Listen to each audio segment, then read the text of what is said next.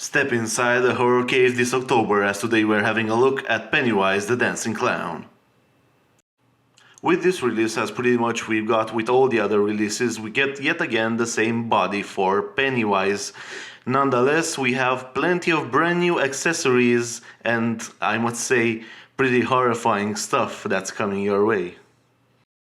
First of all, let's have a look at this horrifying spider leg hands that this Pennywise comes with, and I must say it does come as an impressive look and totally changes the way the figure looks like. At first sight I was pretty worried about this large spider claws, as this could make the figure top heavy and it would be difficult to stand, but that is not really the case, as in most poses the figure stands just fine. The default head that the figure comes with in the box, it's a pretty angry look for Pennywise, but I think we've seen similar sculpts in other NECA figures before. Nonetheless, you do get this pretty cool portrait of Pennywise that you can always use with some of the other previous releases of Pennywises that we got over the time from NECA. As posing the figure with the large spider claws, I found that actually leaning the figure on its hands could pretty much make up for an interesting stance and pretty creative ways to actually display this Pennywise. This figure does come included with a pair of interchangeable front arms, and this is pretty good if you want to display Pennywise with normal arms instead of the big spider claws and with his closed fists, as you can now see. I do strongly believe this makes for a perfect dancing stance pose for the figure, as you would want to reproduce this scene from the movie. Were you thinking you saw the most horrifying look for Pennywise in this release yet? Well, take a load of this. The first interchangeable head that this figure comes with has Pennywise with his mouth wide open and 5 children's scorched hands that actually crawl out of it, and it's pretty disturbing. Disturbing? Yes. Ugly? No. I do believe this is a very inspired head sculpt and quite the unique one that we were all waiting to get with a figure release. The 5 gruesome hands that come crawling out of Pennywise's mouth do have some articulation to them, so you do have some posing options in this matter. I do strongly believe that with this head sculpt, the interchangeable open hands look best in terms of posing this figure with.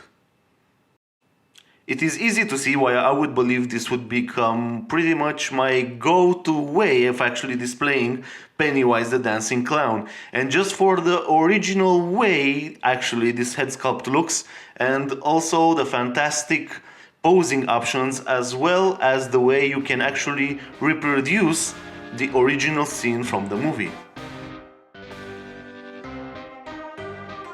Pretty much at this point I wasn't really expecting more surprises that come from this release, but boy oh boy was I wrong about that one.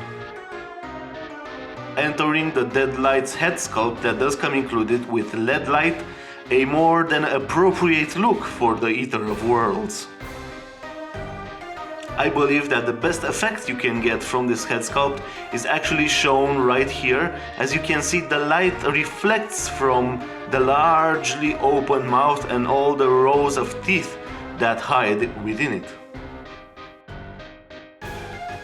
The light effect in this head sculpt really comes nicely into play when you're trying to make pictures of the figure, as you get those cool reflections all over Pennywise's teeth.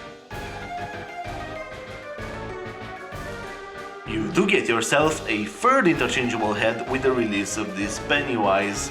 However, this is a head sculpt that I will not really use to display the figure with, as this particular face does appear in the movie on a different body, so just matching it with the Pennywise body doesn't look that good, and I wouldn't really recommend it.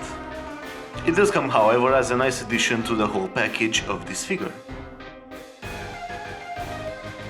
Nearing the end of the first Horror Cave review, I'm going back to this head sculpt with the 5 hands that are crawling out of Pennywise's mouth, as I do believe is the most iconic look for this release and most likely the way this figure will be displayed on my shelf. Also, on a final note, I should tell you that Pennywise's body in this release does come with a bit of wear and tear, different as from the previous releases. As you can see, dirt and marks are all over Pennywise's body in this case.